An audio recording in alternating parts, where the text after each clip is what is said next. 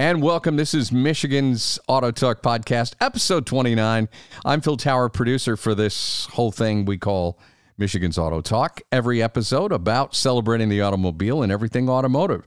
We're also about helping you and supporting you, the car and truck owners across our great state of Michigan, birthplace of everything automotive. I'm here with the, really the real host and the real stars of the show, Al Schwinkendorf and John Puhek. They're two of the many people behind Verberg's Automotive. We still have to do a Verberg's show someday, Al. I've been telling you that for a long time, and we just got to do that. We have a really special guest. I happen to have had some dealings with this gentleman, and they were nothing but enjoyable. And he's kind of the godfather of used cars in West Michigan. Is that fair to say? That is very fair to say. I was just looking it up a little while ago. I bought my first used car from him in 1989. It's a few years ago, and I bet he sold a few before that. He did. I'll let you introduce him. All right, so here we have Ed Delamar from Direct Auto Source in Grand Rapids. This guy was Carvana before there was Carvana. We have a veterinarian in Cascade who used to go to auto shows, pick out a brochure and talk to the people about Chevy Suburbans. And then 2 years later, he'd call Ed and say, I want this one in this color with these options and this, that, and the other thing. He goes, sometimes I waited 3 hours. Sometimes I waited 3 weeks. Sometimes I waited a month. But I'd always find my car. And that's what he said, I save a third. And that's what he did. And that's when I started sending people to Ed and buying them from him myself. Hi, Ed. How are you this evening? Very good. How has COVID affected your business? Well, that's a really deep question. Yes, it is. At the end of the day, you can take things that are down and make them up if you pay attention. Okay. People in the United States are always going to drive a car. Right. That's what we are. We hope so. What they drive might change. And it changes according to whatever the market is. And the market changes, of course, are money and availability and want. When you see people walking down 28th Street instead of driving a car, we're all going to be in trouble. Well, and we just had one this afternoon, a long time customer, and he's out looking to update the car. His kid, who's like almost done with college, he's looking for. He goes, cars are hard to find. I go, well, there's cars out there. He goes, yeah, but the variety isn't what it once was. And he said they're expensive, and everybody says that. But I'm like, have you gone to the grocery store or gone out to a restaurant or even McDonald's or something like that? Bought gasoline? Everything is expensive right now, so I don't find that to be a situation here or there. And I know that when I talk to the people in the new car dealerships and you drive by, I love it. The Hyundai Kia dealer's got a big sign that says huge selection of used cars, and they have like 4, and most of them are their customers' cars who are in for oil changes. It's like, you don't have a huge selection. But so new car delivery is down. So that just sends more work your way, correct? That is correct. But that being said, you have to be still, because of the internet, competitive price-wise. Yep. Competitive as far as the models that people want. You can have cars out there, but if they don't want them, the price doesn't mean anything. I got you. Well, and that's what sets you apart, in my opinion, from everybody else. You don't have what's available out there. I go to your website. You don't have 25 Nissan Muranos, who, just for me, that's the latest vehicle that everybody says, wow, they're really reasonable for what they are. And I go, yes, they are. But if they also have 120,000 miles on them, you got to buy a new transmission. That's more than what the car is worth. You buy this. You've just always been on top of it, and you know what people like. And I have so many customers, and my business partner, every car his wife has had for the last 30 years has come from you, and you have what people want. And I think that's a great knack. That's what places like Carvana and all these other places are trying to do, and you've been doing it all along. Yeah, I think you were correct when you say I was doing Carvana before Carvana even was a name. It's really interesting, too, because the internet, it's great, and it's a great way for some people to buy a car. Ed, I know you know this. I know Al and John and I know this. So much of that whole transaction is built on a relationship. It's built on trust, and you really don't have any of that when you're dealing with some guy in another city and, the car shows up and you sign paper and, hope it all goes well. Wouldn't you agree with that? But a lot of it is that handshake and trust and your word. Absolutely. People are already shy about buying a used car. You have to develop the trust of what you say is true. If you don't have that, they're not going to buy a car from you. Well, I would say that I know several hundred people who buy cars from Ed, and it may just be me, but I have never heard a radio or TV ad for Direct Auto Source. Because he doesn't need that, because it does go by. I'm sure you've got third generation people that are coming in there buying cars from you, just like we got kids that used to come in Grandpa's car in the baby seat in the back that are now bringing their kids' cars in to get work done. That's just the way it goes. Yeah, that's very true. Now, do you still travel around quite a bit buying cars? Yes. Okay. And you have to. Okay. Well, you have to look at like 10,000 cars in a week's time to buy 20. Can you still remember 500 of them in your head? I'm pretty sure. 300? I got a really good God gave me a great memory. Yes, he did. I can remember options and prices and miles and conditions, but I'm not good with names. I think that what people really need to know about Direct Auto Source is that if the biggest thing when I send people to you is, do you know what you want? And a lot of people don't. They have no idea. But if you get that customer who knows what they want, you're like the prime player for them, because Ed goes all around the country. He looks at zillions of cars and everything else, and he can find that car that you want. So if you go to his website and it's not necessarily sitting on his lot, don't pass him by. Give him a call, because this guy has got this memory of cars that's absolutely insane, and he's done it for me time and time again. It's unreal. Ed, I'm dying to know. People always say go with your gut, go with your gut instinct. By the way, we're talking with Ed Delamar. He's been selling cars longer in West Michigan than just about anybody, and the latest place where you will find him is Direct Auto Source, online, directautosourceusa.com. Want to give him a little love. You have bought so many cars. You said you look at 10,000 to find 20 good ones. What is it about your gut that says turn away from this car or go with this car? Can you explain that process? Yeah, there's a lot of instincts that you develop after looking at so many cars. You look at the lines of the body lines. You look at, the housekeeping of the car. If it doesn't have good housekeeping, as a rule, that person didn't change the oil and maintain the car the way they should have been. Right. Yep. And all the Carfax in the world and stuff like that don't always reflect what's going on. We report, our stuff is reported to Carfax, is the service we do on people's cars.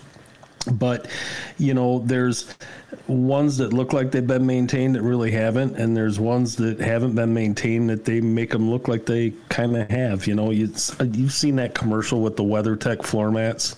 Oh, yeah, I'm going to give you $5,000 extra for your car because it's got WeatherTech floor mats. Well, the truth be told, there's this thing when you buy a used car, even though it's a used car, it's like it's got to look fairly new. If it's all beat to crap and the interior's all dirty and the carpet's dug up from heels and stuff like that, that's just not the same. Because you're still spending the money what you were saying what you want. True. There are telltale signs. Weather mats, like you were talking about. Yeah. Guy who buys Michelin tires. The guy that has the oil change records on Carfax. There's some pretty good telltale signs that person was concerned about longevity of his car. Well, I'm sure you know better than any of us, but you can tell a dog that's been cleaned up versus a dog. You know what I mean? Right. You get, I mean, the detail shops, we love it because it used to be that they did the whole car. And our long lost friend Jim Kramer, he could take a car and make it not only nice, but it actually was. You know, it wasn't just perfumed over. He took black paint and painted on the floor mats and put them in there to make them look good. But you put those cars up in the air and you look underneath, and it's like, yeah, they did the top of the engine compartment really good. And that, and the stuff that we see the underneath is like not even close. Well, you know, you've got that where so many people look at it where the car is just a commodity. There's some dealerships in that I've looked at cars before, and all they do is go to the Blue Book or NADA, whatever, and say it's this year, it's got this many miles, it's got these options, it's worth this. Well, I can tell you, if you take 10 of those cars and line them up next to each other, 3 of them might be worth that, 2 of them might be worth a little more, and the rest of them probably aren't even close. And that's what you know, and that's why we buy cars from you. Yeah, so it's definitely true. I mean, there's an instinct that when you walk up on a car, you can say, well, that thing's sharp. I mean, you can't make a pig into a beautiful queen. Danny Pfeiffer used to say, you pick a car, say a Mercury Cougar or a Grand Marquis, said you line up 20 of them across, there's 1 or 2 that stand out. And he goes, when I'm out buying, I want those 1 or 2 that, whether it's the color, the chrome packet, whatever, there's just, he said, you look at 20 of them and there's going to be a couple that are just going to be just that much nicer than the others no matter what. And those are the ones you want. Now, that being said, that is why I don't buy cars online. I feel them, I touch them, I smell them, I walk up on them. And sometimes when I'm looking at 200 in a parking lot, I'm buying that car because it has that, what you're talking about, that pizzazz, the eyeball, the curb appeal that's going to make somebody go, oh my gosh, I got to have that. Yeah, and that right there, that's the key between Carvana or all these on-site places and you actually know what you're looking at, what you're dealing with, and you get up and actually touch it. And I understand the convenience of all these online places, but like Al said, I've never heard anybody complain of a car that you brokered for them. So it stands on its own. You know what I mean? Like there's nothing you've got, or there's nothing that these online places have to even come close to compete with. John and I are always amazed. We have a few people who've gone, I know there's a million of them, Zoom and this and that and Carvana and all that. But if they buy the car and there's an issue, they can't call up Ed. They go to www. and they're number 1,495. And that's scary to me. I mean, these people are doing everything that we've stood against for years. And it's like, you don't buy any vehicle sight unseen. You got to see it, smell it, drive it, make sure it's the fit for you and everything else. And all these places out there are doing just that, and that's kind of scary to me. I watched when the old, I think it was Enterprise Car Place on 28th Street, the rental car place, turned into Carvana. They had like one truck and a couple cars. They got like 8-9 trucks now. They're moving cars all over the place and selling the heck out of them, but people are buying this stuff totally. I mean, I know they give you a little bit of time to look at it when you get it, but pretty much sight unseen. Without somebody like you saying that, yeah, it's an okay car, and I'll put my reputation on it and sell it. Well, there's something to be said about the convenience of sitting in your pajamas on your couch and pushing the button and have a car in your front driveway. Yeah. And that's fine. But you're talking about something that, as a rule, is the most expensive monthly thing for them to own. Next to their house, the reason why it's the most way, expensive monthly thing is because a car, you got to put gas in it, you got to put insurance on it, you got to maintain it, and it decreases in value when you buy a home. Well, and it's like you buy a home, it increases in value, and you go, well, the house should be more expensive than my car, but not if you look at it for the average consumer. a car is the most expensive monthly thing to own. Wow. When you add in the gas and the oil changes and the tires and everything else and the insurance. Depreciation and all that. Yeah, the depreciation. Never looked at that So at all, you but can't you're right. make a impulsive decision on something that's that expensive per month. You have to spend the time, weigh it out, make sure it's something that you're going to use for 90% of the time. Some people buy a 3/4 ton truck to pull their boat 10 times a year. Well, you're going to deal with a stiffer Or ride. two. You're going to deal with more gas for the 10 times you're going to use it, you know? And we see that. But the other thing we see too is it's still America and it's still cars. And John can tell you this. We see it every day. You know, the guy wants to put headers on his Corvette for whatever reason because his dad had them on his back in the 60s. The wife needs new wheel bearings and brakes, but that can go aside because you got to put the headers on the Corvette. And there's that thought, that mindset that, you know, at the end of the day, everybody, it's America. Everybody loves their cars. This is, you know, they do. That's an American tradition. And so you got that to work with. Well, we love you. We love your service in the past. I'm sure Phil will see to it that we get a link to your website put on our Facebook page. And we appreciate you talking to us and hope you'll do it again sometime.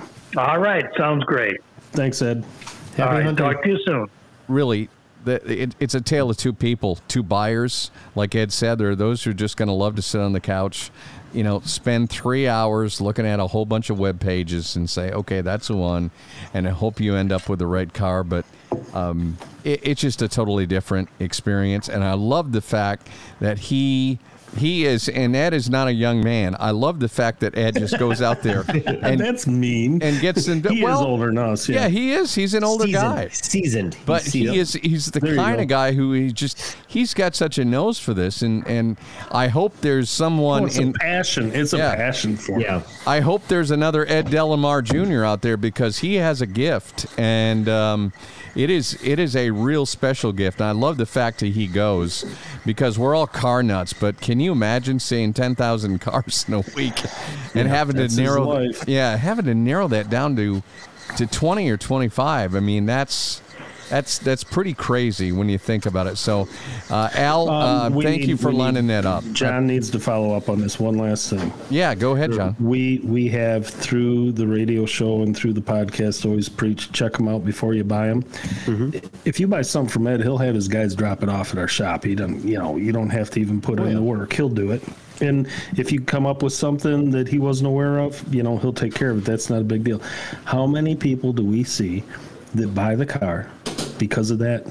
They want it so bad. This is like we talked about. Then they have us check it out. And then what happens? 9 out of 10 of them get the bad news. Yeah. That's a great point. He's one of a kind for sure. Thanks, Al, for lining that up. That's cool. We got local people that are into this that are fun, that, it's great to talk to. John, you remember the two brothers with the Jeeps and Jettas? Yes. Yep. Oh, yeah. Okay. Yep. Local physicians' kids. They both wanted like Jettas or something. They were in the same mindset as your kid, Phil. And they also wanted Jeeps. And they got sick of bringing them in. And John going, nope. Nope. How much money? No. Do not buy. Do not buy. So then like a month goes by. And they bought them, and they bring in ones that were worse than the ones we looked at earlier. And John's just like, "What are you fools doing?" Well, we already bought it. Yeah, that's the best thing. You get the pre-purchase inspection. Well, then it comes to find out they already bought it, so now they just need to see what they've done. And it's the people that do that they won't flat out tell you, "I've already bought it. I need it looked at." Like, I'm thinking of buying it. So they're basically lying to you. Is what it comes to. Yeah. And then after 20 minutes of John up front going over everything with him, going, I really just don't think there's this bet. And then they go, well, the fact is back in the day when these guys were going through it, it was like $80 to do a full inspection. It's like $140 now. But, we spent $240 trying to weed out the bad ones. And they go, yep, and you spent nothing to find the worst.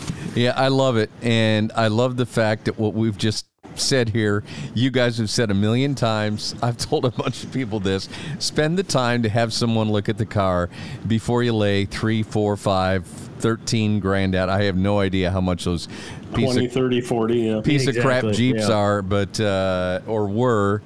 But I'm sure you guys made a little money repairing those over the years. I think there's a guy we know named Steve who happens to do a radio show who's probably put some money into some Jeeps that he owned along the way too. We all know Mr. Steve, and you know. Yeah, but you know, his thing is it's like, damn, it's one of those Jeep things I don't understand, isn't it? You know, I mean, he looks at it. I don't want to understand it. Everyone's like, oh, it's a Jeep thing you don't understand. I don't want to. Exactly, but to Steve, a vehicle is like buying a new frying pan or something like that. You know, it means absolutely nothing to him, and he just knows it costs tons and tons of money.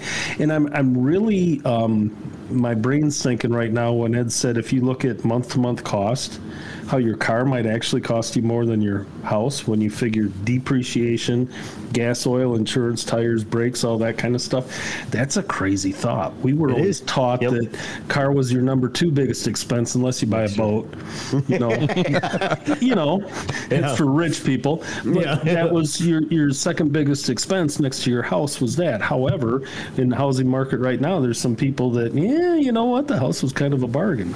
Well, and I guess I get the whole convenience of the Carvana thing, but for me, you know, and then after Al said, or Ed said, you know, biggest expense, you're really not going to look at your biggest expense, get up, touch it, drive it, look at it, smell it, go through all whatever you got to do, and you just sight unseen, basically, other than a digital internet 360 picture of it. That's it for you. Like, I don't know. I can't do that. I wouldn't feel comfortable. But like, okay, I'm gonna drop this money and hope it shows up on that fancy little white transit flatbed thing and call it a day. Well, I would say in the last 4 years, correct me if I'm wrong, maybe 3, John has purchased not only new but used vehicle. Yeah. Even you, this is what you do. This is cars your thing. Even on a new one, what does it take 3-4 months till you really look at it and go, God, I kind of wish it had this, and that's a useless feature I paid for that I never used. You know what I mean? Oh yeah, yeah. And same thing on a used vehicle. And I mean, this is the guy's profession. This is what he does. But you don't know that. Just they drop it in the driveway and it's shiny. And I tell you what, they can make them really shiny. Yeah. You know, when they drop them off and they smell good and look good. But you don't know. It's like buying a house. You buy a house and then, you know, you're living there for a couple of years and go, boy, I wish we had more storage space, or I wish we had this, or I wish we had that. And it wasn't even a thought when you bought it. So be careful out there and consult a professional and do the best you can. Good point. Hey guys, don't forget, we need to let everybody know we are on Facebook. We also want to encourage you, if you listen to any of our episodes, leave some feedback. We'd love to hear from you, and most importantly, leave us a message on our Facebook page. We're up to like 150 likes. I know that, you know, for some people who have 10,000 likes, a lot of them are paid for. We earned these the real way. People actually liked the page, liked the podcast. We're not counting hates, are we? Yeah, no. Okay. You know, we lose a few every now and then. But the most important thing is, you know, just let us know what you'd like to hear. We're going to do an upcoming episode about body work, because we know deer season's coming, and there are a million questions I could ask a body guy. I know you have relationships there with body people. And it's just, you know, a lot of different areas, of course, and we're also coming into that time of year where everybody thinks about winterizing their car. Hopefully by now, it's the end of October. Hopefully everybody's put their classics to bed. I've done that. You know, you make sure you put the fuel.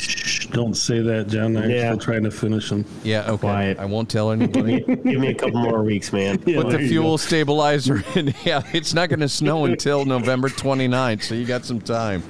Put the fuel stable. That's what Bill Steffen says, yeah. Put the stable in and do all that fun stuff.